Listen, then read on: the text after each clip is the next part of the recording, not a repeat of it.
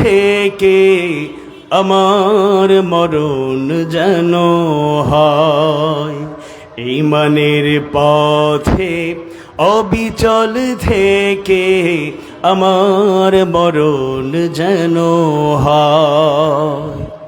তোমারই কাছে মিনতি আমার, তোমারই কাছে মিনতি আমার, মহা মহিম দয়াময়, ঈমানের পথে অবিচল থেকে আমার মরণ যেন হয়। প্রতিদিন মিথ্যের মুখোমুখি হই, বেদিন ফাসেকেরা করে হইচই, আজাজিলে সে গোমরাহি সুরগানে করে তোলে মোহময়। ঈমানের পথে অবিচল থেকে আমার মরণ যেন হয়।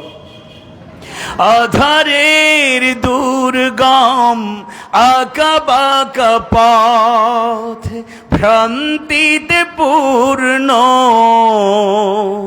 যত মতামত কখনো হঠাৎ নফসের তাড়নায় লাগে সুন্দর মনোময়। ঈমানের পথে অবিচল থেকে আমার মরণ যেন হয়।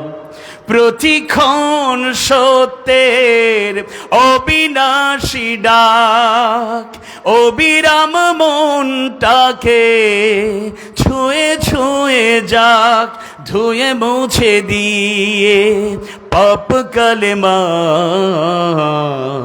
স্বপ্ন জাগাও মধুময়। ঈমানের পথে অবিচল থেকে আমার মরণ যেন হয়। ঈমানের পথে অবিচল থেকে আমার মরণ যেন হয়। আমিন ইয়া রাব্বাল আলামিন। রব্বি জিদনি ইলমা, রব্বি ইশরাহ লি সাদরি ওয়া ইয়াসসির লি আমরি ওয়াহলুল উকদাতাম মিন লিসানি ইয়াফকাহু কওলি।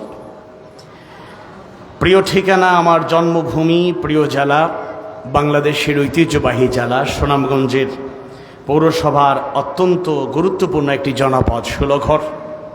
ষোলঘর পুরাতন জামে মসজিদ ও তাহফিজুল কোরআন হাফিজিয়া মাদ্রাসা কর্তৃক আয়োজিত ঐতিহাসিক তাফসিরুল কোরআন মাহফিলের সমাপনী অধিবেশনের মোহতারাম সভাপতি, ঐতিহ্যবাহী দ্বীনি শিক্ষা প্রতিষ্ঠান দ্বীনি সিনিয়র মডেল ফাদিল মাদ্রাসার প্রিন্সিপাল, আমার শ্রদ্ধেয় উস্তাজুল উলামা অধ্যক্ষ মাওলানা আলী নূর হাফিজাহুল্লাহ তাআলা, এবং সভাপতিত্ব করেছেন এই জনপদেরই পরম শ্রদ্ধেয় ব্যক্তিত্ব ষোলঘর পুরাতন জামে মসজিদের সভাপতি এবং তাহফিজুল কোরআন মাদ্রাসা হাফিজিয়া মাদ্রাসার সভাপতি অ্যাডভোকেট শাহরুল ইসলাম, আমন্ত্রিত উলামায়ে কেরাম, আজকের মাহফিলের মধ্যমণি, ঢাকা থেকে আগত বর্তমান সময়ের নন্দিত আলেমে দ্বীন, ইসলামী চিন্তাবিদ, হকের পক্ষে বলিষ্ঠ কণ্ঠস্বর মাওলানা খালিদ সাইফুল্লাহ আইয়ুবী হাফিজাহুল্লাহ তাআলা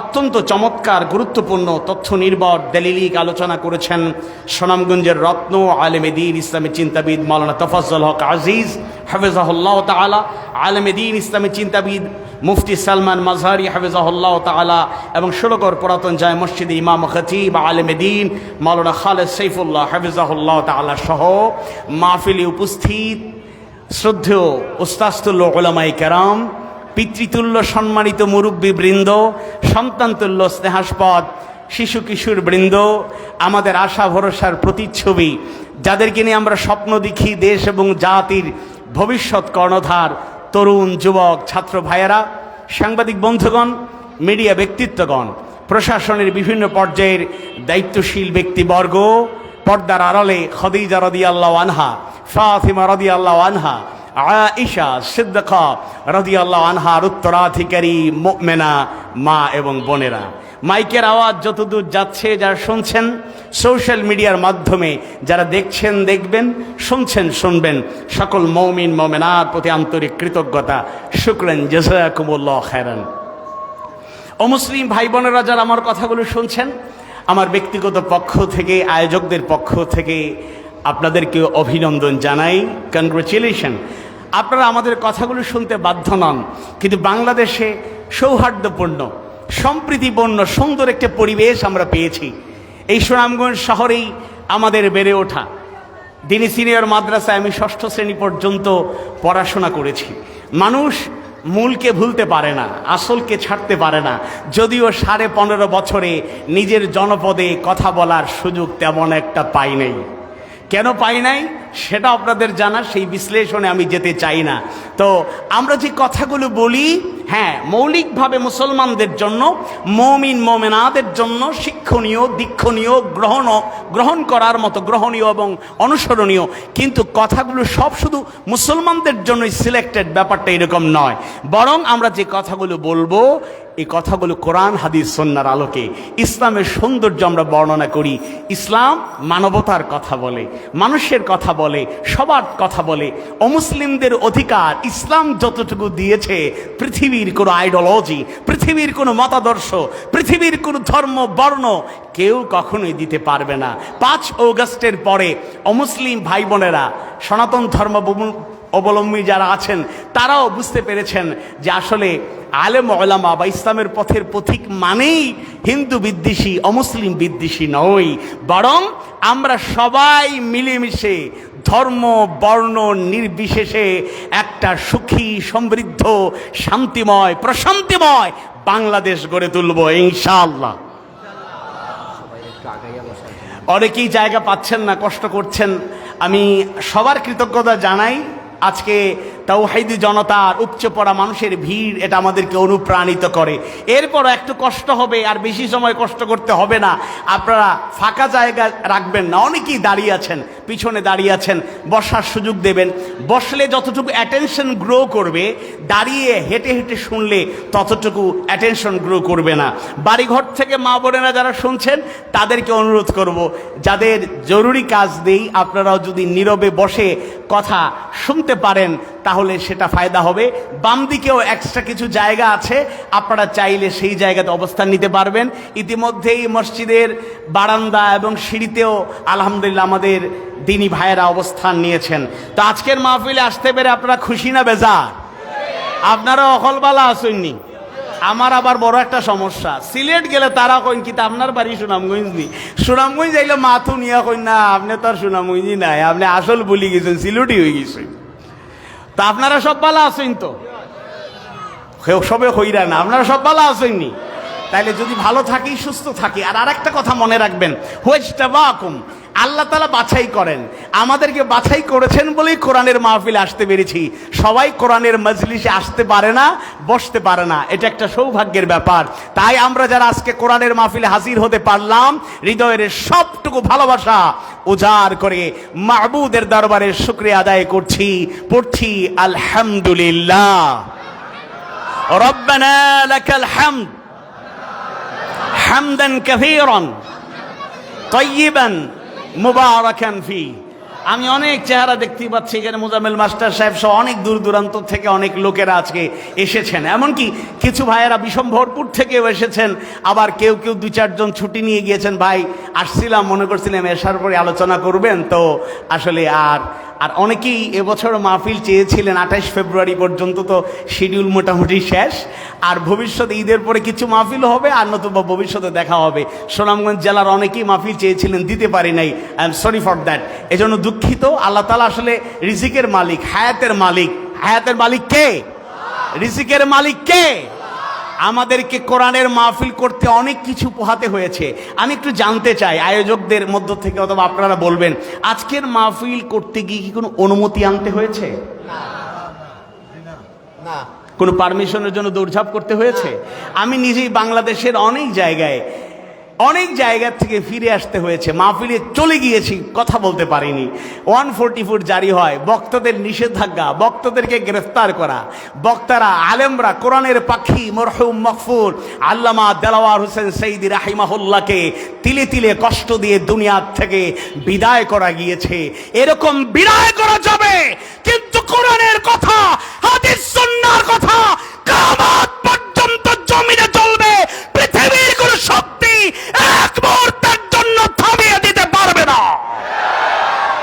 15.5 বছরে জগদ্দল পাথরের মতো যারা চেপে বসেছিল, কথা বলতে দিত না, অধিকার হরণ করেছিল, নির্যাতন নিপীড়ন চালিয়েছিল, আয়না ঘরের মতো নির্মম পাশবিক জায়গা তৈরি করে নিষ্ঠুর কায়দায় মানুষদের নির্যাতন চালিয়েছে।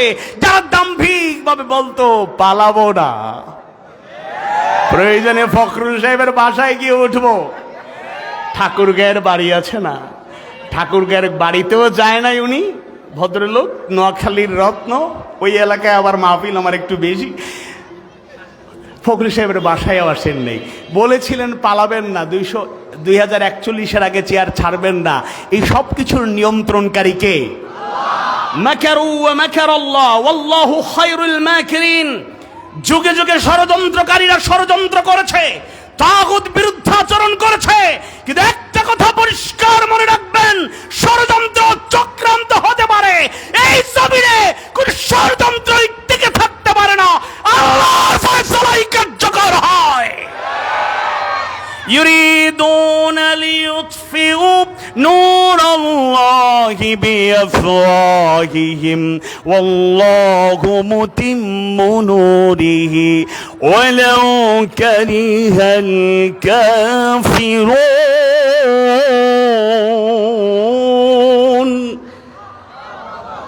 এই জন্য আমরা এই ধ্যান ধারণা রাখবো, আল্লাহর আলোকে আল্লাহই প্রজ্বলিত রাখবেন।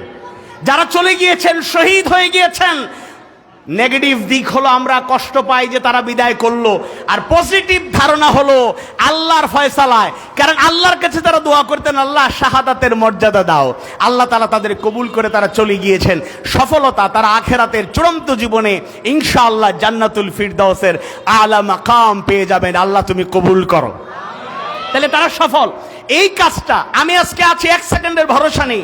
আমি আজকে কথা বলছি, আগামীতে আবার কথা বলবো, কোনো ওয়ারেন্টি গ্যারেন্টি নেই, কিন্তু এই ময়দান ফাঁকা থাকবে না। ফয়সালা কার?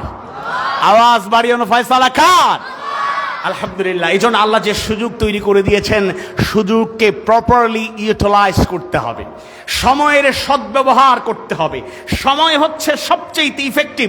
আমি 17 সালের 17ই ফেব্রুয়ারি সূরা আসর থেকে আলোচনা করেছিলাম, বিসমিল্লাহির রহমানির রহিম, ওয়াল আসর ইন্নাল ইনসানা লাফি খুসর। সময়ের কসম, নিশ্চয়ই মানুষ ক্ষতির মধ্যে রয়েছে। এই জন্য ক্ষতি থেকে বাঁচতে হলে যেই 4টি গুণ এবং আরো অনেক গুণাবলীর কথা বলা হয়েছে, আমরা যেন সেগুলো অর্জন করতে পারি। আল্লাহ তাআলা কবুল করুন, আমিন। এটা গতানুগতিক কোন আলোচনার মাহফিল না, এটার নাম হলো তাফসিরুল কোরআন মাহফিল। সেই হিসাবে তাফসির করার মতো ইলম, আমল, যোগ্যতা, দক্ষতা, কোয়ালিটি কিংবা ক্যাপাবিলিটি কিছুই নাই। কিন্তু কোরআন থেকে মুফাসসিররা যে বর্ণনা দিয়েছেন, কোরআন হাদিসের দলিল যেগুলো আছে, সেগুলো আমরা পাঠ করে শোনাতে পারি, তেলাওয়াত করে শোনাতে পারি, জাতির কাছে পৌঁছে দিতে পারি। কারণ রাসূল শিখিয়েছেন, জানিয়ে দিয়েছেন, বাল্লিগু আন্নি ওয়ালাউ আয়া, একটা আয়াত জানলে অন্যের কাছে পৌঁছে দাও। সুবহানাল্লাহ। এজন্য আমরা যারা আজকে ওয়াজ শুনছি, কথা শুনছি, বয়ান শুনছি, আমাদেরও দায়িত্ব হলো আমরা যা জানবো আমল করব এবং সময় ও সুযোগে সেগুলো যারা অনুপস্থিত তাদের কাছে পৌঁছে দেব ইনশাআল্লাহ।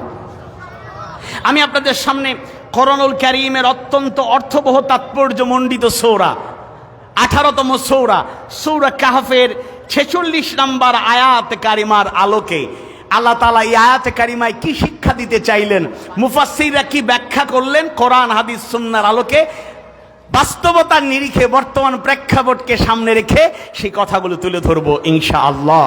ওয়া মা তাওফীকি ইল্লা বিল্লাহ।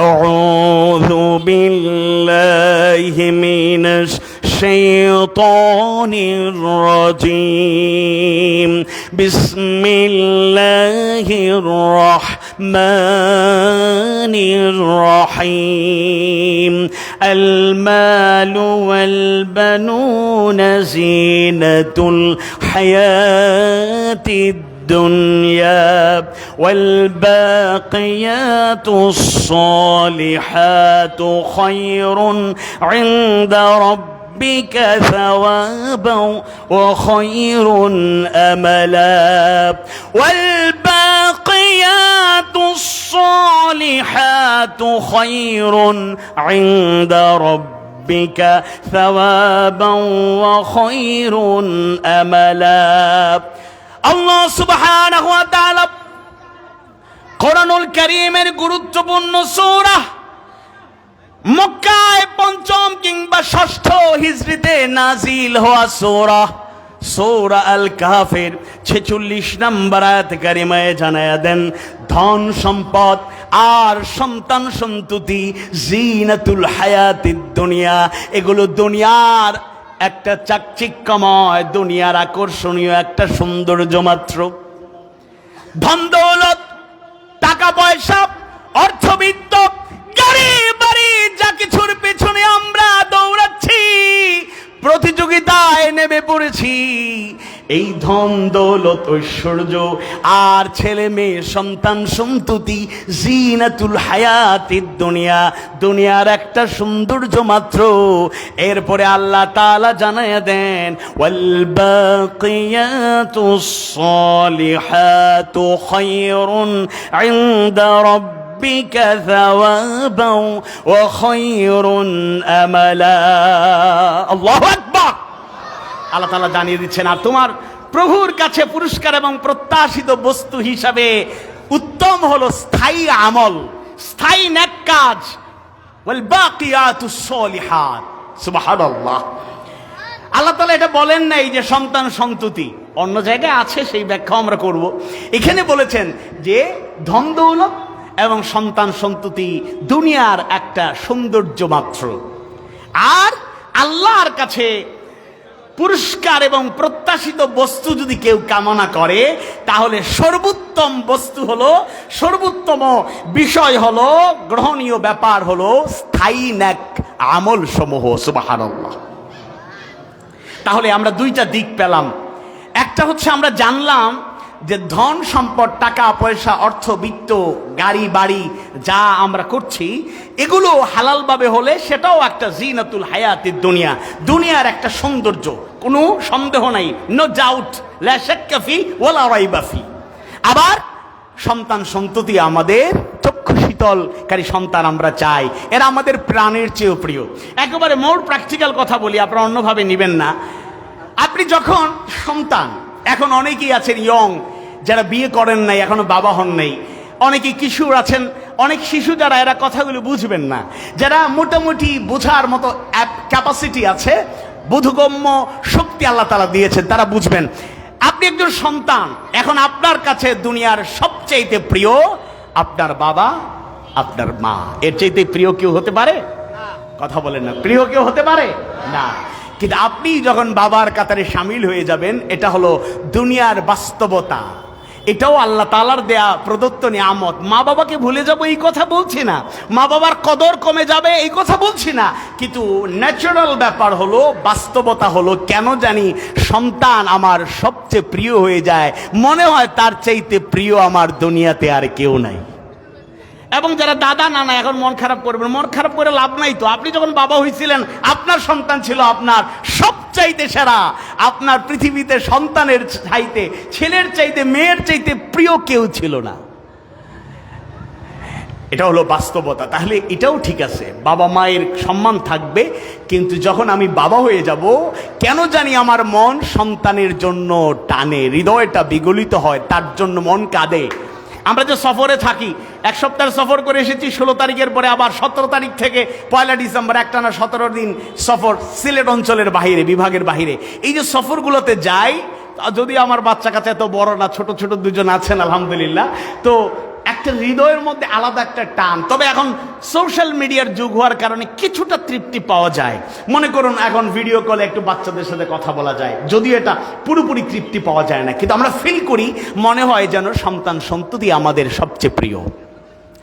আল্লাহ সুবহানাহু ওয়া তাআলা জানায় দেন, ধন দৌলত ঐশ্বর্য সম্পদ যা উপার্জনের জন্য আমরা মাথার ঘাম পায়ে ফেলি, এখানে এমন লোকেরা আছেন যারা মাটিতে বসে থাকার কথা নয়। এমন লোকেরা আছেন যাদের সাথে সাক্ষাৎ করতে হলে পারমিশন নিয়ে তাদের অফিসে ঢুকতে হয়, বাসায় প্রবেশ করতে হয়। কিন্তু আমরা কোরআনের জন্য একেবারে মাটিতে বসে গিয়েছি, কোরআনের মহব্বতে আকৃষ্ট হয়ে গিয়েছি। এই জায়গায় অনেক উচ্চ শিক্ষিত লোকেরা যেভাবে আছি, সরকারি বেসরকারি অনেক উচ্চপদস্থ কর্মকর্তারা আছি, প্রশাসন থেকে শুরু করে বিভিন্ন সেক্টরে অর্থবহ গুরুত্বপূর্ণ ভূমিকা পালনকারী লোকেরা আছেন। আবার অনেক শিল্পপতিরাও এই জায়গায় বসে আছেন। আবার এমনকি একেবারে শ্রমিক পর্যায়ে মেহনতি মানুষ যারা রিক্সা চালায়, ঠেলা চালায়, মৎস্যজীবী থেকে শুরু করে প্রত্যেকটা ক্ষেত্রে আমার শ্রম দিয়ে আমি চেষ্টা করি, ওই রকম লোকেরাও আছেন। একটু খেয়াল করে দেখবেন, যে পর্যায়ে থাকুন না কেন, হালাল ভাবে যে সম্পদ আপনি আহরণ করবেন, ওই সম্পদের প্রতি একটা মায়া তৈরি হয়ে যায়। সুবহানাল্লাহ। তবে সম্পদটা হালাল হতে হবে। আসুন এই অংশটা বুঝতে গিয়ে আমি আপনাদেরকে আরো দুই তিনটা আয়াত শোনাই।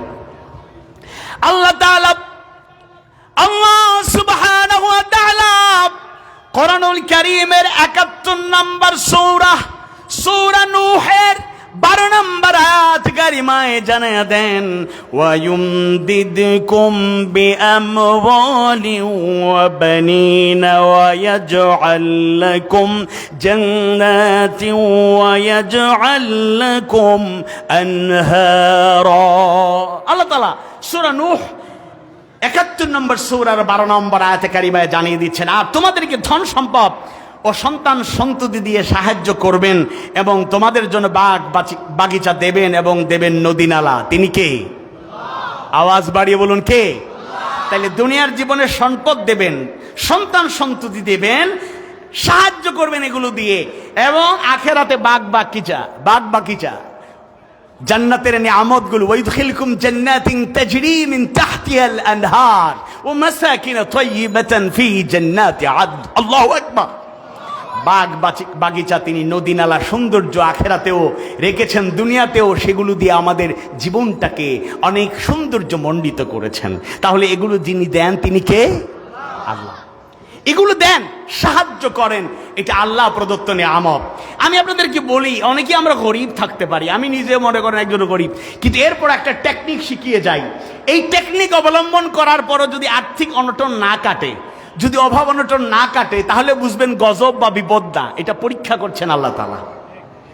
টেকনিকটা হলো অনেক দোয়া আছে, একটা দোয়া আমাদের জানা কিন্তু আমরা পড়ি না। পড়বেন, কেমনে বরকত হবে আমরা টেরও পাবো না ইনশাআল্লাহ। রব্বানা আতিনা ফিদ দুনিয়া হাসানাহ ওয়া ফিল আখিরাতি হাসানাহ ওয়া কিনা আযাবান নার। আমিন। আমরা দুনিয়াতে হাসানা চাই, আখিরাতে হাসানা চাই, আর জাহান্নামের আগুন থেকে বাঁচতে চাই। আল্লাহ তুমি কবুল করো। অনেকে আছে, শোনেন, আমাদের সিলেট অঞ্চলের একটা হিস্ট্রি হলো এবং বাস্তবতা কিছু চেঞ্জ হচ্ছে। কিছু লোক আছে মনে করে ইন্টারমিডিয়েট শেষ করেছে, এখন বাজারে আড্ডা দেয়, গল্প করে, চা খায়, নাস্তা করে, বার্গার খায়, এরপরে ফাস্টফুড খায়। সন্ধ্যা হলেই দেখবেন কাজীর পয়েন্টে গিয়ে, এখানে ভালো রেস্টুরেন্ট আছে, অথবা বাজারে চলে যায়, গিয়ে গ্রিল খায়, চাপ খায়, কাবাব খায়, আছে না নাই? জিজ্ঞেস করলে তুমি কি করো? কি করি বলতে এখন আপাতত একটু ফ্রি আছি। ফ্রি মানে কি? মানে ওই যে ইউএসএতে যাওয়ার একটা সম্ভাবনা আছে, তো আইএলটিএস করার চেষ্টা করছি, আইএলটিএস করছি আর প্রস্তুতি নিচ্ছি। তো এটা কতদিন থেকে তুমি এরকম কিছু করছো না? বেশি হয় নাই, 6 মাস থেকে 1 বছর হয়েছে। প্রথমে 6 মাসে ভর্তি হই নাই, এবার ভর্তি হয়েছি। ইনশাল্লাহ ইউকেতে অথবা আমেরিকায় চলে যাব, বা কানাডায় ভালো সুযোগ সুবিধা মাঝখানে ছিল, বা অন্য একটা ইউরোপের কান্ট্রিতে যাব। এই জন্য সে বেকার সময় কাটাচ্ছে। কিন্তু এই বাংলাদেশের যেহেতু আল্লাহর রহমতে 62 জেলা সফর শেষ, 2টা জেলা বাকি আছে, জানুয়ারিতে এটা ফিল আপ হয়ে যাবে ইনশাআল্লাহ।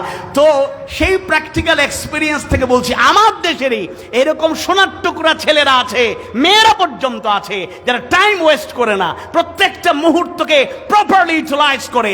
তারা পড়াশোনার ফাঁকে ফাঁকে টিউশনি করে, প্রয়োজনে চাকরি করে, প্রয়োজনে তারা কিছু একটা করে সময়টাকে কাজে লাগায়, বেহুদা সময় নষ্ট করে না। আর আমরা চান্স পাইলি, লন্ডনে অনেকেই আত্মীয় স্বজন আছেন, আমেরিকায় আছেন, মধ্যপ্রাচ্যে আছেন, অনেক দাদা বাবুরা ওইদিকে প্রবাসীরা কি কষ্ট করছে, মাথার ঘাম পায়ে ফেলে 18 ঘন্টা 16 ঘন্টা 14 ঘন্টা ডিউটি করে লাইফ বরবাদ। আর এইদিকে বৈশা আইফোন প্রো ম্যাক্স, এরপরে স্যামসাং, বিভিন্ন মোবাইল ইউজ করছি, মোটরসাইকেল একটার পর একটা চেঞ্জ করতেছি, বিলাসিতা করছি। না, এটা কখনোই কাম্য নয়। অর্থ সম্পদ অনেকে আছে শুধু হাহুতাস, ডিপ্রেশন, ভাই আমারে দিয়ে কিছু হবে না, কোনো দিকে পারলে কাজে লাগান। সে পরিশ্রম করে না, হাত পা গুটিয়ে থাকে, ঘুম থেকে 12টার আগে সকালে উঠে না। এরকম যুবক সুনামগঞ্জে নাই? শুনুন, কাজ করা কোনো লজ্জার ব্যাপার নয়, বেকার থাকা, বাদাইম্মার মতো ঘোরাফেরা করা, এটা হলো লজ্জা। এজন্য আমরা আল্লাহর কাছে চাইব আর পরিশ্রম করবো। হাত পা গুটিয়ে বলি আল্লাহ আমারে দাও, আল্লাহর নীতি এটা নয়। আপনি চেষ্টা করবেন, প্রাণপণ চেষ্টা করবেন, আপনার রিজিকের সবকিছু বদলায় যিনি দিবেন তিনি কে? আওয়াজ বাড়িয়ে বলুন কে? আল্লাহর কাছে চাইতে হবে। এরপরে আল্লাহ তাআলা অত্যন্ত গুরুত্বপূর্ণ একটা কথা বললেন। এবার একটা নেগেটিভ কথা চলে আসলো। আল্লাহ তাআলা এবার 8ম সূরার 28 নম্বর আয়াত কারিমায় জানিয়ে দেন, وَاعْلَمُوا أَنَّمَا أَمْوَالُكُمْ وَأَوْلَادُكُمْ فِتْنَةٌ وَأَنَّ اللَّهَ عِندَهُ أَجْرٌ عَظِيمٌ।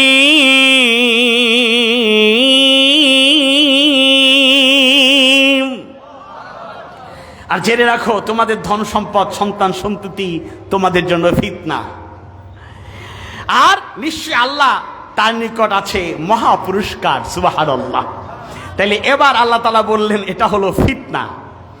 এই ফিতনাটা মুফাসসিররা যে বর্ণনা দিয়েছেন, যেহেতু আল্লাহ বান্দার হক সমূহ আদায় করার ক্ষেত্রে গাফলতি ও শৈথিল্যের কারণ সাধারণত মানুষের ধন দৌলত এবং সন্তান সন্ততি হয়ে থাকে, সেই জন্যই বলা হয়েছে এটা ফিতনা। অর্থাৎ ধন দৌলতের পিছনে ছুটতে গিয়েই, সন্তান সন্ততিকে মানুষের মতো মানুষ বানাতে গিয়ে, তাদের পিছনে ইনভেস্ট করতে করতেই আমরা এত ব্যস্ততায় পড়ে যাই, আল্লাহকে ভুলে যাই, গাফলতিতে পড়ে যাই। আছে না?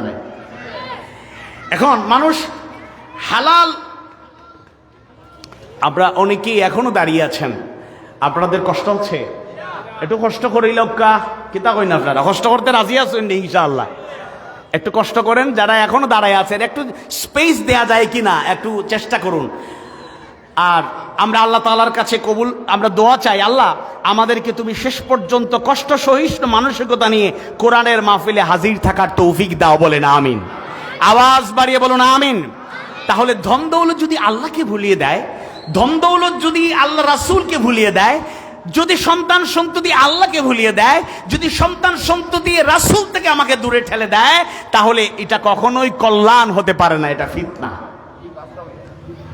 অনেক লোক আছে যারা ঘুষ খায়, সরকারি কর্মকর্তা হইলে ঘুষ খায়, মনে করার এরকম কোনো কারণ নাই। ছোটবেলায় এই গল্পটা অনেকবার আমি বলছি, বারবার বলি, সহজ এবং এটা শিক্ষণীয় একটা ঘটনা।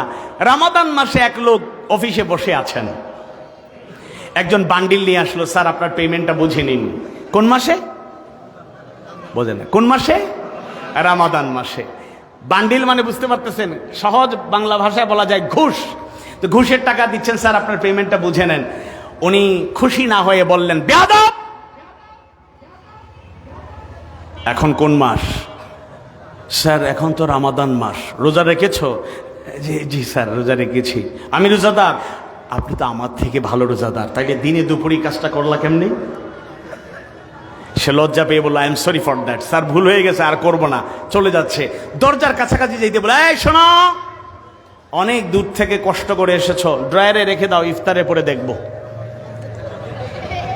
এবার আপনাদের কাছে প্রশ্ন করি, মানে শুভে সাদিক থেকে সূর্যাস্ত পর্যন্ত, ইফতার পর্যন্ত, সাহরি খাওয়া থেকে ইফতার পর্যন্ত ঘুষ খাওয়া হারাম।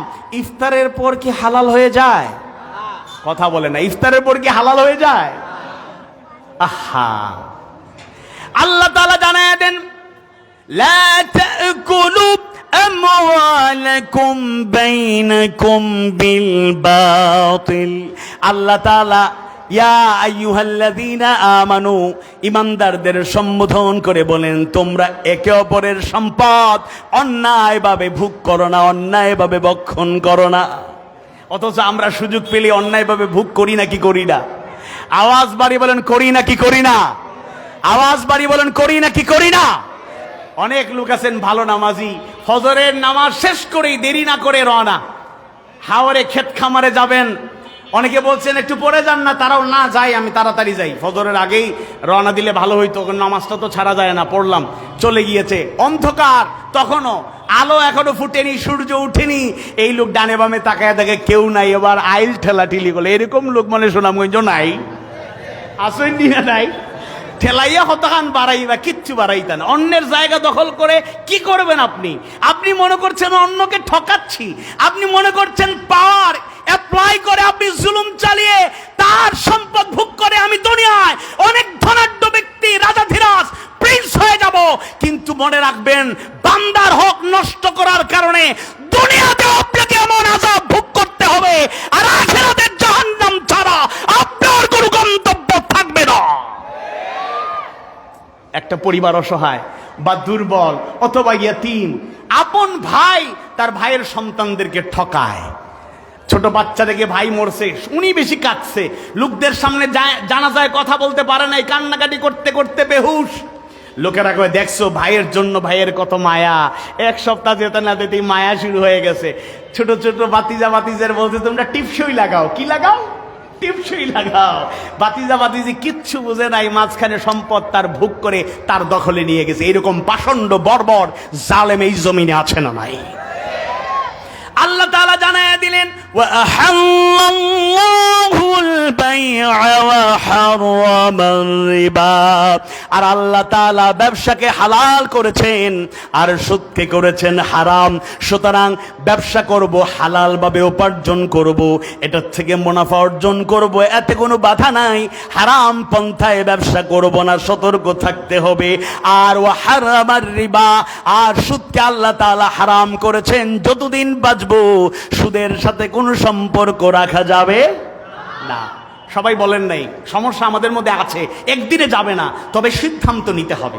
সুদের একেবারে ছোট শাস্তি হলো, নাউযুবিল্লাহি মিন যালিক, একেবারে ছোট শাস্তি হলো মায়ের সাথে জেনা করার মতো, নাউযুবিল্লাহি মিন যালিক। 36 বার জেনা করার মতো শাস্তি। সুতরাং আমাদেরকে বেঁচে থাকতে হবে। তাহলে একটা অংশ আমি আপনাদের সামনে ক্লিয়ার করার চেষ্টা করলাম।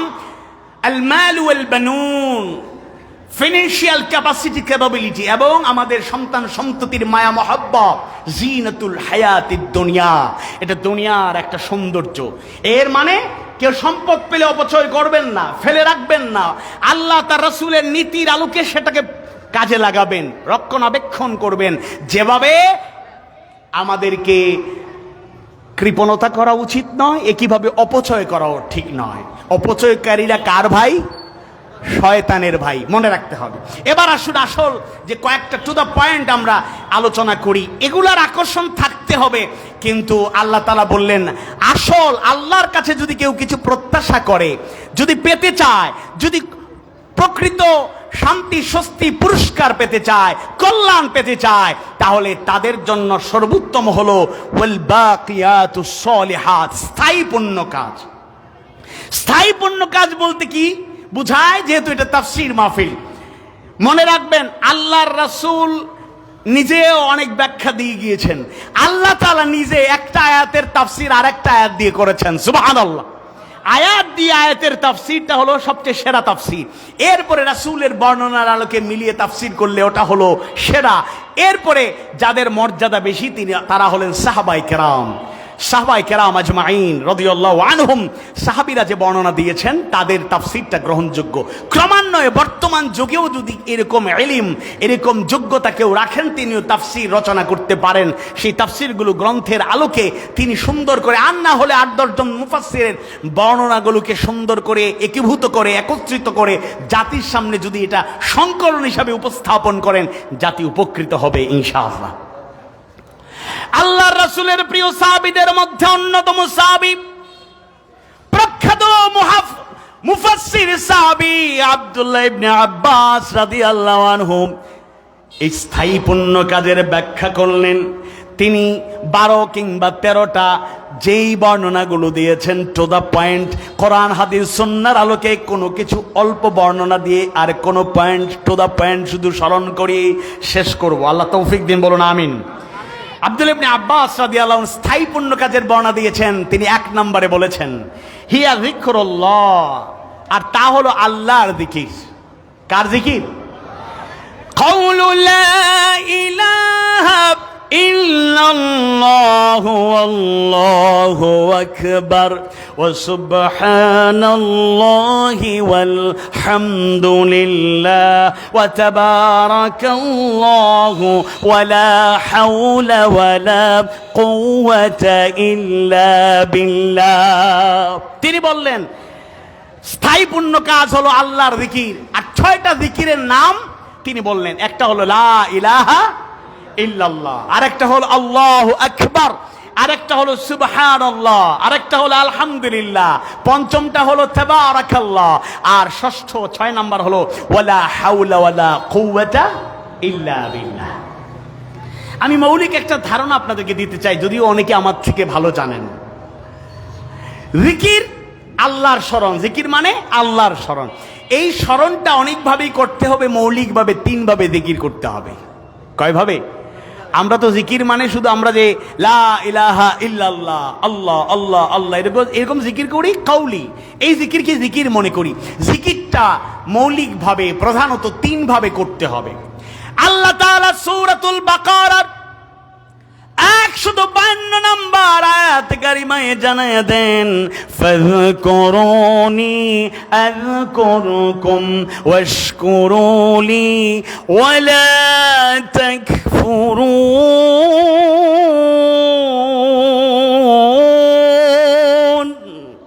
ফাযকুরুনি, সুতরাং তোমরা আমাকে স্মরণ করো, আযকুরকুম, আমি তোমাদেরকে স্মরণ করব, ওয়াশকুরুলি, আর আমার শুকরিয়া আদায় করো, আমার কৃতজ্ঞতা প্রকাশ করো, ওয়ালা তাকফুরুন, আর কুফরি করো না, অকৃতজ্ঞ হয়ে যাও না, অস্বীকার করো না। আল্লাহু আকবার।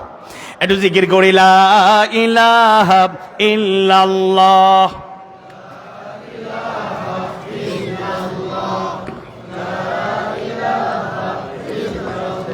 সুবহানাল্লাহ ওয়াল হামদুলিল্লাহ, সুবহানাল্লাহ ওয়াল হামদুলিল্লাহ, লা ইলাহা ইল্লাল্লাহু মুহাম্মাদুর রাসূলুল্লাহ সাল্লাল্লাহু আলাইহি ওয়াসাল্লাম। তাইলে আল্লাহ তাআলা বলছেন তোমরা আমাকে স্মরণ করো, আমার জিকির করো, আমি তোমাদেরকে স্মরণ করব। আল্লাহর স্মরণ ছাড়া, আল্লাহ যদি আমাদেরকে সবসময় স্মরণ করেন কিন্তু ইতিবাচকভাবে যদি আমাদেরকে স্মরণ না করেন, তাহলে রহমতের ছায়ায় রহমত পাওয়ার সুযোগ হবে না। দেখবেন পদে পদে শুধু কষ্ট, দুঃখ, যাতনা, অভাব অনটন ছাড়া কিছুই মিলবে না। বেশি সম্পদ যেভাবে আল্লাহ বিমুখ করে নেয়, একইভাবে অভাব অনটনও কিন্তু আল্লাহকে ভুলিয়ে দেয়। দেখবেন গরিবরা, কৃষক, শ্রমিক, যারা মেহনতি মানুষ, একটানা 5-7 বছর ফসল করলো, ফসল খুব ভালো হলো, আলহামদুলিল্লাহ, সবাই আলহামদুলিল্লাহ শুকরিয়া সবসময় আদায় করে না, কিন্তু 1 বছর যদি খারাপ হয়, মন খারাপ। চায়ের স্টলে বসে আছে, বয়স হয়ে গিয়েছে ব্যক্তির, আবার তার পুরানো দুস্থ বলতেছে কিতা খবর দুস্থ, মন খারাপ কিতার লাগিবা, বইয়া বইয়া কিতা চিন্তা করো, চাও 1 কাপ খাওয়াও, নাইলে খাওয়াও, খাওয়াইমু কিলা আর খাইমু কিলা, পকেটে মাল নাই, তাইলে আমি খাওয়াই তুমি খাওয়াও, এছাড়া তো উপায় নাই। কারণ ঠাটা মারিয়া তো আল্লাহ শেষ করিচ্ছ, নাউযু বিল্লাহি মিন যালিক। কোন শুকরিয়া নেই। লাইন শাকারতুম লাযীদান্নাকুম, শুকরিয়া আদায় করলে বাড়িয়ে দেন কে? আওয়াজ বাড়ি বলুন, বাড়িয়ে দেন কে? শুকরিয়া আদায় করতে হবে। শুকরিয়া নাই, তাহলে আমরা জিকির করব, তিন ভাবে জিকির করতে হবে, তিন ভাবে আল্লাহকে স্মরণ করব। এক নাম্বার হলো অন্তরে আমরা সব সময় আল্লাহর স্মরণকে জাগরুক রাখব। অন্তরে যদি আল্লাহর স্মরণ থাকে, বান্দা যদি সব সময় আল্লাহকে স্মরণ করে, দেখবেন বাস্তবতা হলো ওই বান্দা পাপ, পঙ্কিলতা, অন্যায় কোনো কিছু করতে পারবে না। আল্লাহর স্মরণ যদি থাকে, যুবক, তরুণ, তরুণী, ইমোশনাল বয়স, আবেগময় একটা বয়স, পথহারা হওয়ার, দিকহারা হওয়ার একটা অনন্য সময়। এই সময়ে নিজেকে আদর্শের উপর টিকিয়ে রাখা সহজ ব্যাপার নয়। মনে করুন যুবক বা যুবতী আলাদা একটা কক্ষে সে থাকে, রাতের বেলায় সে একা একা তার রুমে থাকে, একা একা তার কক্ষে রাত্রি যাপন করে। তার রুমে টেলিভিশন, ডিশ সংযোগ সহ থাকতে পারে, তার কক্ষের মাঝে কম্পিউটার, ল্যাপটপ থাকতে পারে ইন্টারনেট কানেক্টেড, আবার মোবাইল থাকতে পারে ইন্টারনেট কানেক্টেড, ওয়াইফাই কানেকশন থাকতে পারে। যুবকের, যুবতীর অন্তরে যদি আল্লাহর জিকির থাকে, আল্লাহর ভয় যদি লালিত হয়, ওই যুবক অশ্লীলতার সাগরে হাবুডুবু খেতে পারবে না, অন্যায় বিচার করতে পারবে না, অবৈধ রিলেশনশিপ, মোবাইলে কথা বলে, হোয়াটসঅ্যাপে কথা বলে তার সময় সে অন্যায়ভাবে পার করতে পারবে না, ভিডিও কলে কথা বলে পার করতে পারবে না, অশ্লীল সুন্দর গান, মিউজিকের সাথে সে মত্ত থাকতে পারবে না। যদি অন্তরে যার জিকির থাকবে তিনি কে? ওজনে কম দেয়া যাবে না, কোনো অপরাধের সাথে সম্পৃক্ত থাকা যাবে না। অন্তরে যদি আল্লাহর জিকিরটা জাগরক থাকে। দুই নম্বরে আগে যেটার কথা বলেছি, আমরা যেই জিকির করি কাউলি জিকির, জবানের মাধ্যমে আমরা স্বীকার করি লা ইলাহা ইল্লাল্লাহ, আল্লাহ ছাড়া প্রকৃত কোনো মাবুদ নাই। আমরা এক আল্লাহর গোলামি করব, এক আজিম সত্তার বান্দেগি করব, দাসত্ব করব। অমুসলিম ভাই বোনদের শুরুতে আমি সম্বোধন করেছি, আপনারা কষ্ট নেবেন না। মুসলমানের সন্ধান এই সুনামগঞ্জে, দিরাই সাল্লাতে, বিভিন্ন জায়গায় দেখা যায় হিন্দু মুসলমান মিলেমিশে আমরা একাকার। একটা স্লোগান দেয়া হয়, বড় বড় নেতারাও স্লোগান দেন, সমাজপতিরা স্লোগান দেন, বলেন ধর্ম যার যার, উৎসব সবার। এটা শিরকি একটা কথা, এটা কুফরি একটা কালাম, এটা বলা যাবে না। ধর্ম যার, উৎসব তার। ও মুসলিম ভাই বোনেরা 100% নিরাপত্তা নিয়ে তাদের ধর্ম তারা পালন করবে। আমরা মুসলমান, আমরা আমাদের ধর্ম, আমাদের দিনকে আমরা চর্চা করব ইনশাআল্লাহ। বিসমিল্লাহির রহমানির রহিম। قل يا أيها الكافرون لا أعبد ما تعبدون। কুল ইয়া আইয়ুহাল কাফিরুন, বলুন হে কাফেরগণ, লা আ'বুদু, আমি গোলামি করি না, মা তা'বুদুন, তোমরা তাদের গোলামি করো। দেখুন, অমুসলিমরা তাদের ধর্মীয় উৎসব পালন করবেন, আমরা তাদের ধর্মীয় উৎসবে শরীক হব না। তাদের সিকিউরিটি কিংবা কোনো নিরাপত্তাজনিত কোনো হেল্প লাগলে, কিংবা জনপ্রতিনিধিরা যারা দায়িত্ব পালন করেন, রেসপন্সিবল, তারা তাদের দায়িত্ব থেকে যদি তাদের কোনো প্রাপ্য থাকে সেটা পৌঁছে দেবেন, সরকারি অনুদান থাকে সেটা পৌঁছে দেবেন, কিন্তু ধর্মীয় উৎসবে শরীক হওয়া যাবে না। একইভাবে অন্যান্য ধর্মের লোককে আমরা বন্ধুত্বের খাতিরে হোক কিংবা চাপ দিয়ে আমাদের ধর্ম পালন করাতে পারি না। লা ইকরাহা ফিদ্দীন, দিনের ব্যাপারে, ধর্মের ব্যাপারে কোনো চাপাচাপি বাড়াবাড়ি চলবে না, এটা ইসলাম সমর্থন করে না। যেভাবে চাপাচাপি সমর্থন করে না, একইভাবে উদারতার নামে অন্য ধর্ম পালন করা ইসলাম সমর্থন করে না। তা আমরা গোলামি করি কার? এক আজিম সত্তার গোলামি করব। এই মাথা আর কারো সামনে নোয়ানো যাবে? কষ্টের কথা বললে অন্যভাবে নেবেন না। আমরা আলেম ওলামাদের ঐক্য চাই, কিন্তু কিছু আলেমে সু যারা বাতিলের পাঁচটা গোলামের ভূমিকা পালন করেছেন, তাদেরকে দেখে আমরা কষ্ট পাই। আল উলামা ওয়ারাসাতুল আম্বিয়া, আলেমগণ নবী রাসূলের ওয়ারিস। কিন্তু ওই 15.5 বছরে একজন স্কলার, ডক্টরেট ডিগ্রিধারী আলেম, তিনি বলেই ফেললেন, উনি মানে আপা একজন জান্নাতি মহিয়সী নারী। ওই লোককে আর খুঁজে পাওয়া যাচ্ছে না, সবাই পালালো। এবার টকশোতে আলোচনা চলছে, পত্রপত্রিকায় লেখালেখি চলছে, সোশ্যাল মিডিয়ায় স্ট্যাটাস, কমেন্ট, শেয়ার এগুলো চলছে যে সবাই পালালো, ঠিক আছে, বাইতুল মুকাররমের খতিব পালালো। শুনুন, আলেমদেরকে আলেমদের মতোই অবস্থান নিতে হবে। ইমাম খতিবদেরকে তার আত্মমর্যাদা নিয়ে দায়িত্ব পালন করতে হবে। মুফাসসির, ওয়াইজ, বক্তা, দাঈর আল্লাহ, ইসলামের পথের পথিকদেরকে হকের পক্ষে থাকতে গিয়ে যদি জীবন দিতে হয়, রক্ত দিতে হয়, বন্দী থাকতে হয়, যে কোনো ত্যাগ আমরা স্বীকার করব। বাতিলের রক্তচক্ষু পরোয়া করে ঈমান হারা হয়ে মুনাফিকের জীবন আমরা চাই না।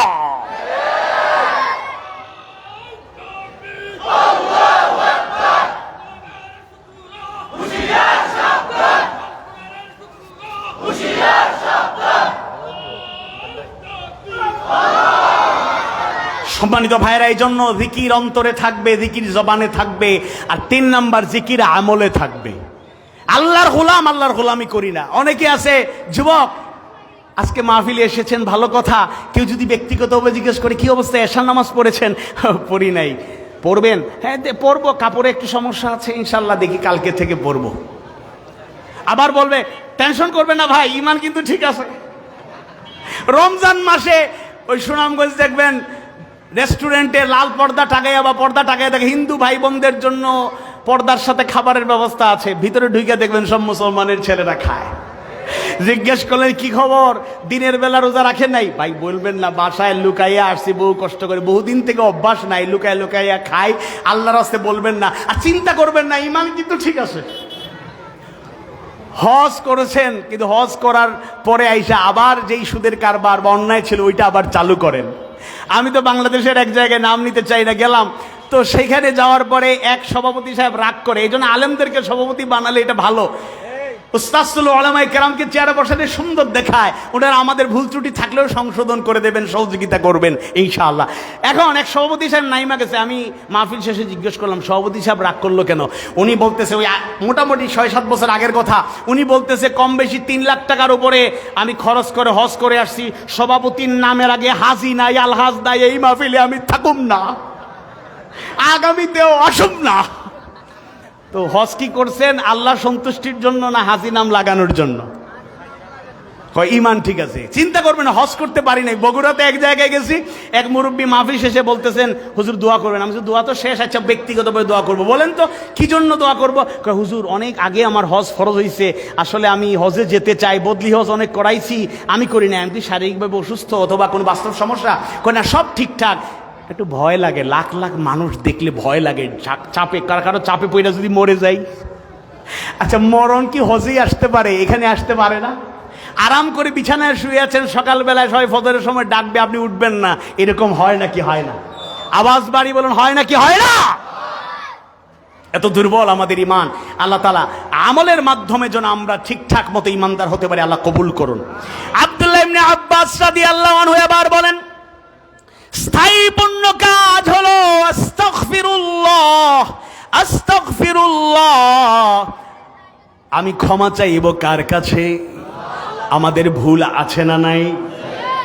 এই সাম্প্রতিক সময়ে ওই হজ দিয়ে কটূক্তিকারী আব্দুল লতিফ সিদ্দিকী, নাম কত সুন্দর সিদ্দিকী, কিন্তু 100% মিথ্যাবাদী এবং কথার কোনো মিল নাই, কথা বলে না, ঠিক কিনা? তিনি নতুন করে এক ডায়লগ ছাড়ছেন যে হুজুর আপনারা দোয়া করতে কাঁদতে কাঁদতে শেষ হয়ে যান, দোয়া করেন আর গুনাহ মাফের জন্য আমিন আমিন বলেন। আমি কিন্তু আমিন বলি না। কেন আমিন বলি না? কারণ আমি কোনো ভুলই করি না। কপাল পোড়া। আমাদের সভাপতি সাহেব উস্তাদ বলছেন শয়তান। আসলে এদেরকে দেখলে, টাক্কা শয়তান দেখতে চাইলে এদের চেহারার দিকে তাকানোই যথেষ্ট। আল্লাহর রাসূল বলেছেন কুল্লু বনি আদম খাত্তা, প্রত্যেক বনি আদম ভুল করে, ও খায়রুল খাত্তাইন, আর সর্বোত্তম ভুলকারী হলো আত-তাওয়াবুন, যারা তওবা করে। শয়তানের ওয়াসওয়াসায় পড়ে ভুল করে ফেলতে পারি, নফসের ধোঁকায় পড়ে নাফরমানি করে ফেলতে পারি, যৌবনের তাড়নায়, তারুণ্যের উচ্ছলতায় বিপথগামী তার দিকে ধাবিত প্রভাবিত হয়ে যেতে পারি, দুনিয়ার চাকচিক্য মায়া মোহের পেছনে পড়ে আমি সীমা লঙ্ঘন করতে পারি। বান্দার যদি ঈমান থাকে, অনুভূতি থাকে, যত বড় ভুল করুক না কেন, ইচ্ছাকৃত ভুল কাম্য নয়, কিন্তু যদি ভুল হয়ে যায়, যার কাছে তওবা করতে হবে, ক্ষমা চাইতে হবে, তিনি কে?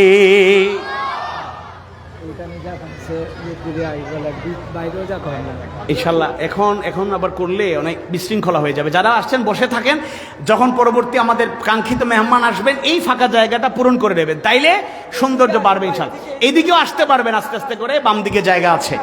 সবাই বলি আলহামদুলিল্লাহ। অনেক মাহফিলের লোক ডেকে আনা যায় না, এখানে জায়গা দেওয়া যাচ্ছে না। নারায়ে তাকবীর, লিল্লাহি তাকবীর। আল কোরআনের আলো সংসদে জালো, আল্লাহ কবুল করুন, বলো না আমিন। এটা প্রমাণিত হচ্ছে যদি উন্মুক্ত ময়দান দিতে পারি আমরা। 15.5 বছরে মাহফিল করা যায় নাই, যদি বড় কোনো মাঠে ময়দানে আগামীর মাহফিল আয়োজন করা হয়। আমাদের কমিটির একজন গুরুত্বপূর্ণ ব্যক্তি তিনি বললেন যে আগামীতে আমরা 2 দিন করব, বলেন ইনশাআল্লাহ। যদি ঠিকঠাক মতো দাওয়াত দেওয়া যায়, এই ধারা অব্যাহত রাখা যায়, এবং এই কথাটাও দ্ব্যর্থহীন কণ্ঠে বলতে চাই, অন্তর্বর্তীকালীন সরকার কিংবা পরবর্তী কোন সরকার যদি আবারও কোরআনের মাহফিলে বাধার সৃষ্টি করতে চায়, আইন জারি করে বন্ধ করতে চায়, 144 জারি করতে চায়, কিংবা অনুমতির সিস্টেম চালু করে, বাংলার তাওহীদি জনতা তাদের বিরুদ্ধে রুখে দাঁড়াবে।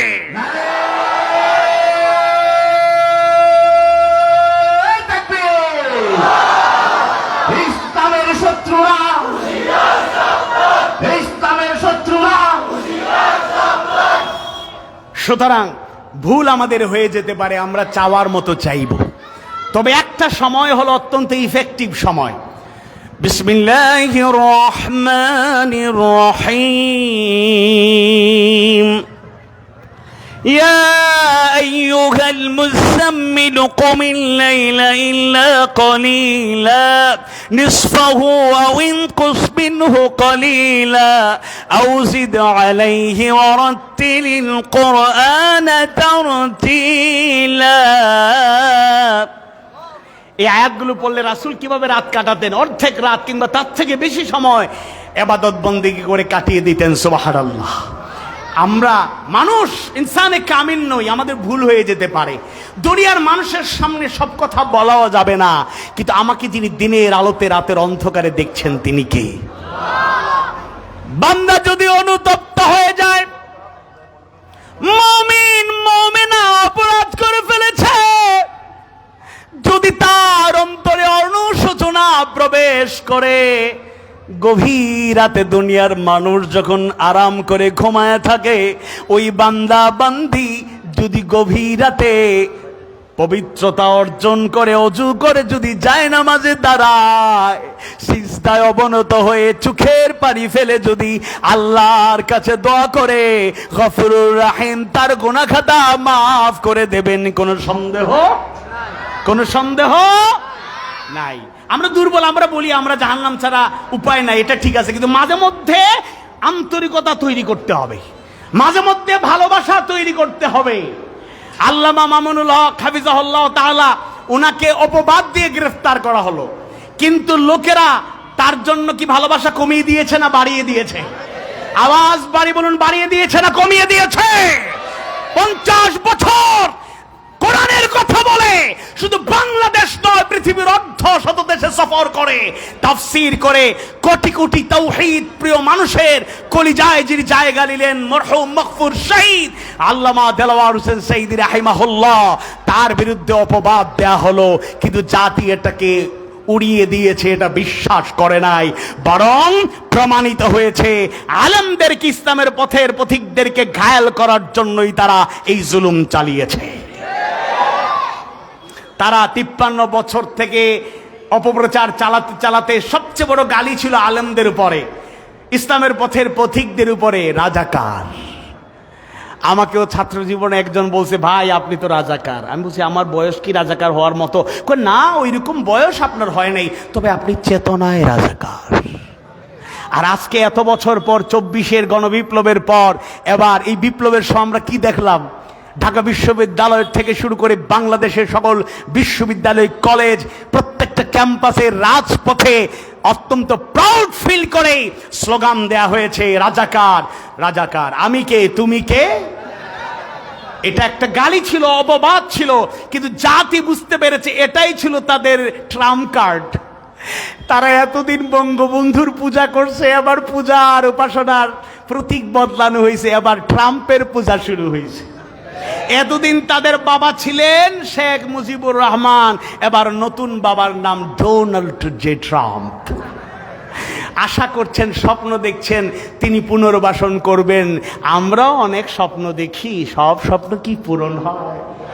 দিনের বেলায় জেগে জেগেও স্বপ্ন দেখি, সব স্বপ্ন কি পূরণ হয়?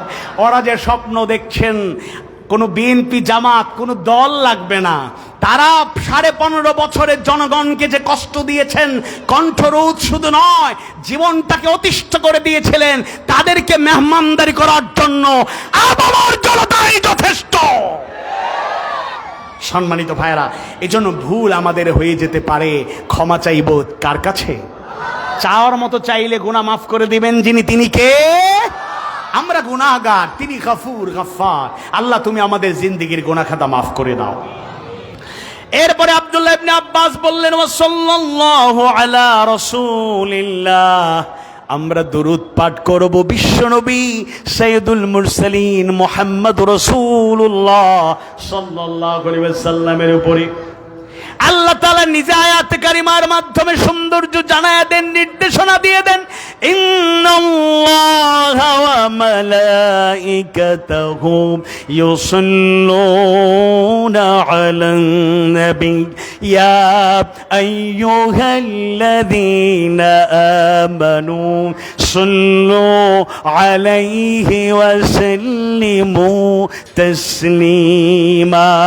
আল্লাহুম্মা সাল্লি আলা محمد وعلى آل محمد كما صليت على إبراهيم وعلى آل إبراهيم إنك حميد مجيد. اللهم بارك على محمد وعلى آل محمد كما باركت على إبراهيم وعلى آل إبراهيم إنك حميد مجيد. সবাই বলি সাল্লাল্লাহু আলাইহি ওয়াসাল্লাম।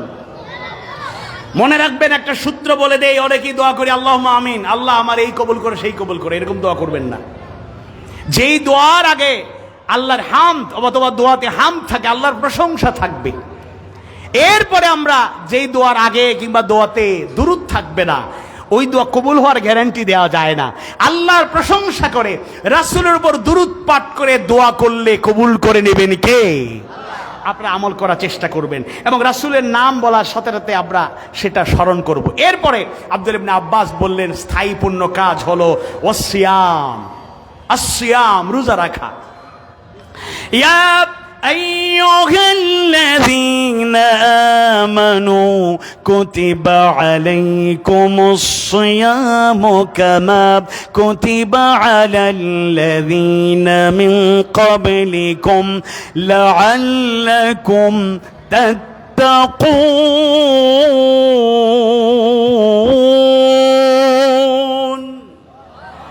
হে ইমানদারগণ, কুতিবা আই ফুরিদা আলাইকুমুস সিয়াম, তোমাদের রোজাকে ফরজ করে দেয়া হয়েছে, কামা কুতিবা আলাল্লাযীনা মিন ক্বাবলিকুম, যেভাবে পূর্ববর্তীদের উপর ফরজ করা হয়েছিল, লাআল্লাকুম তাত্তাকুন, আশা করা যায় সম্ভবত তোমরা মুত্তাকি হবে, তাকওয়ার গুণ অর্জন করবে। সুবহানাল্লাহ। এখানে 1 মাস সিয়াম সাধনা ফরজ করা হলো, কিন্তু আমি অনুরোধ করব, আমাদের যদি সুযোগ হয় মাঝে মধ্যে নফল সাওমেরও আমাদের সুন্নাহ আমলগুলোর চেষ্টা করা দরকার। যেমন সোমবারে আল্লাহ রাসূল সাল্লাল্লাহু আলাইহি ওয়াসাল্লাম রোজা রাখতেন, বৃহস্পতিবারে রোজা রাখতেন। আল্লাহ রাসূল আইয়ামে বীজ 13 আরবি মাসের 13, 14, 15 এই 3 দিন রোজা রাখতেন। এরকম অনেক সুন্নাহ আমল আছে। আমরা শুধু ফরজ রোজা তো অবশ্যই রাখবো, পাশাপাশি নফল সুন্নত রোজাও রাখার আমরা চেষ্টা করব ইনশাআল্লাহ। রোজা কি কি গুণটা আমাদের মধ্যে তৈরি করতে চায়? লাআল্লাকুম তাত্তাকুন। তাকওয়ার গুণ আমাদের মধ্যে তৈরি করতে চায়। তাকওয়ার মৌলিক অনেকগুলো অর্থ, এর মধ্যে দুইটা অর্থ আপনাদের শোনাই। একটা হলো ভয় অন্তরে, এবং বাস্তবতায় ভয় অন্তরে থাকবে কার? আপনারা কি জেগে আছেন না ঘুমিয়ে গিয়েছেন? নারায়ে তাকবীর, লিল্লাহি তাকবীর। প্রধান অতিথির আগমন, আহলান ওয়া সাহলান, মারহাবান। আমরা ইনশাআল্লাহ আমাদের কাঙ্ক্ষিত মেহমানকে অল্প সময়ের মধ্যে আমাদের মাঝে আমরা পেয়ে যাব। তিনি চলে আসতেছেন, আমি কথা লম্বা করব না। এরপরে আল্লাহ তাআলা বললেন ওয়াসসালা, এরপরে হলো নামাজ, সালাত।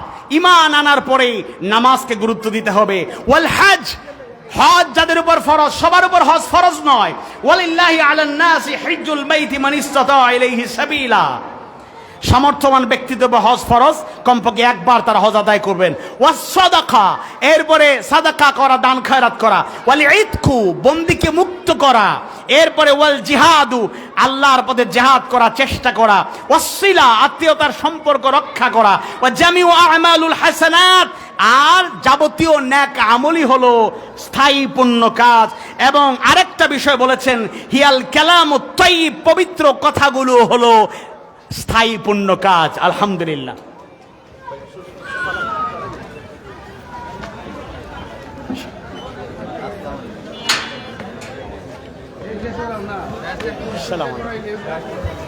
আলহামদুলিল্লাহ, আল্লাহ কা শুকর।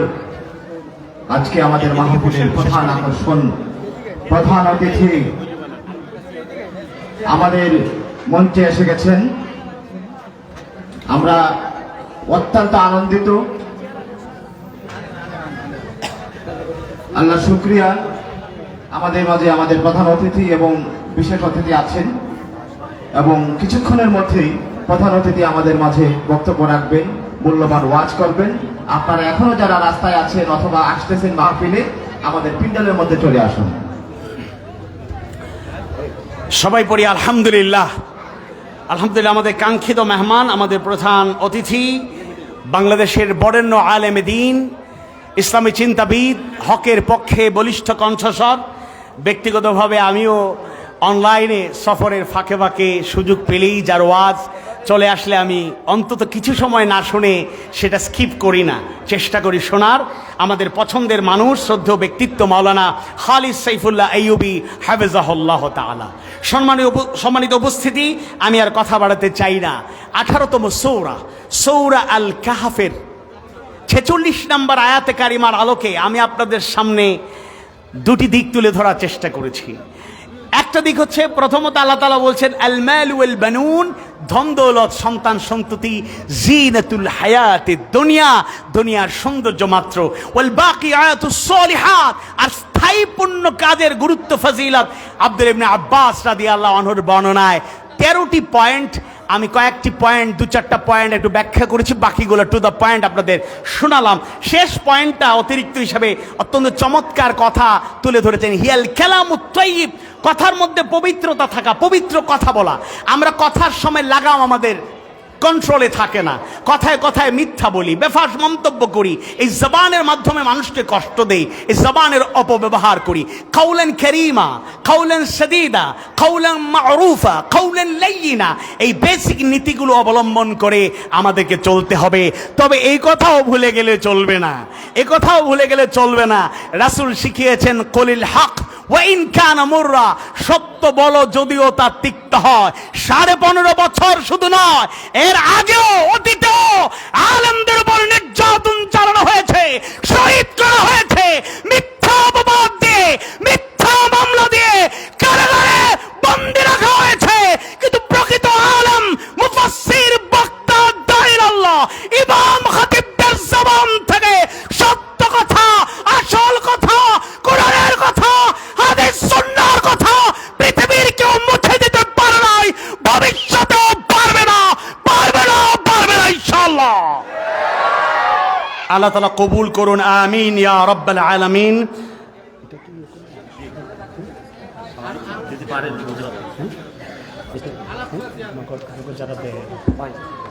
আচ্ছা, আলহামদুলিল্লাহ, আমি আমার আলোচনা শেষ। কমিটির অনুরোধে আমরা অল্প সময় নেব। আসলে এটা আমাদের কাঙ্ক্ষিত মেহমান ক্লান্ত শ্রান্ত হয়ে অনেক দূর থেকে এসেছেন, তাকে আসলে কষ্ট দেওয়া উচিত হবে না। অল্প সময়ে আমরা যারা 5,000, 10,000 কিংবা 1 লাখ পর্যন্ত এরকম কিছু বাছাই করা লোকদের, আমভাবে কেউ বঞ্চিত হবেন না। আপনারা মাহফিল মাদ্রাসাকে আপনারা সাহায্য করবেন।